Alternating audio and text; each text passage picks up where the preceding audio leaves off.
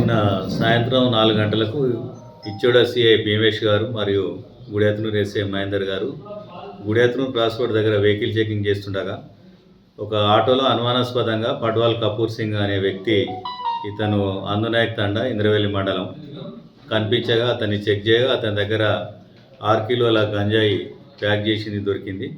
అతన్ని విచారించగా అతను తొడ్సం గోద్రు తోయగూడ గుడియాత్నూరు మండలానికి చెందిన వ్యక్తి దగ్గర కొనుక్కొస్తున్నట్టుగా చెప్పాడు.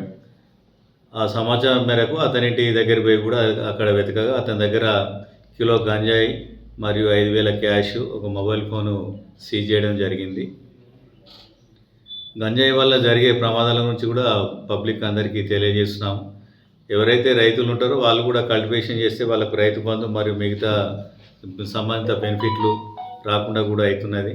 యువత కూడా దీనివల్ల చెడు వ్యసనాలకు లోనై చాలా రకాలుగా బాధపడుతున్నారు. ఇటు కేసులో ఇచ్చోడ సిఐ భీమేష్ గారు మరియు మహేందర్ గారు చాకచక్యంగా వ్యవహరించి 7 కిలోల గంజా పట్టుకోవడం జరిగింది. వీళ్ళని అప్రిషియేట్ చేయడం జరుగుతుంది. అట్లాగే ఉన్నతాధికారులు కూడా రివార్డు గురించి ప్రపోజ్ చేస్తున్నాం.